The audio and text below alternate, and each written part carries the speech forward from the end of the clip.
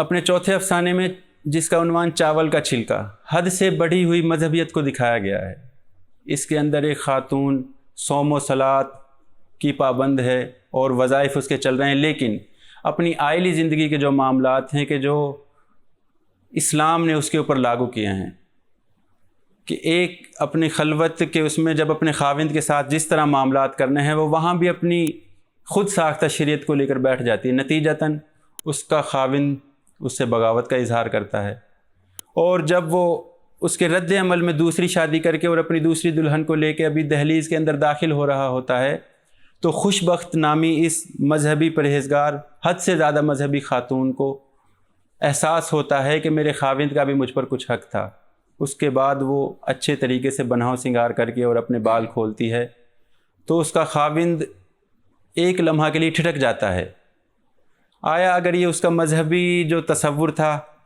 اپنے خاوند کے حصے کا وقت اس کو اس حساب سے دیا جاتا کہ یہ بھی مجازی خدا ہے، اس کے بھی حقوق ہیں، جب اس سسٹم کو اس نے چیلنج کیا تو نتیجتاً اس کے گھر میں دراڑ پڑ گئی۔ یہاں 5ویں افسانے میں خالد فتح محمد صاحب ہمارے دیہی ماحول سے یہ کہانی شروع کرتے ہیں جس کا عنوان ہے وراثت۔ جیسے ایک ذہنی سلسلہ چلا آ رہا ہے بر صغیر کی آزادی کے بعد سے اب تک بھی کہ بس محکوم بنا کے رکھو اس محکوم طبقے کو اور اس کے اوپر حکمرانی ہے، تو گاؤں کا چودھری پورے گاؤں کی عزتوں سے کھلواڑ کرتا ہے اور یہی جو اس کا کام ہے آگے اس کی اولاد، اس کا بیٹا جمال اس میں منتقل ہو جاتا ہے، لیکن چونکہ اب ایک نئی نسل پروان چڑھ چکی ہے، اب برداشت یا مغلوبیت کا عنصر وہ نہیں ہے، گو کہ وہ جو مزارع ہیں وہ نہ خود پڑھے لکھے ہیں نہ ان کی اولاد کو تعلیم یافتہ بنایا گیا ہے، لیکن وہ جو ایک بغاوت کا عنصر ہے اب نئی نسل کے اندر اس شدت سے پیدا ہوا ہے کہ ایک رات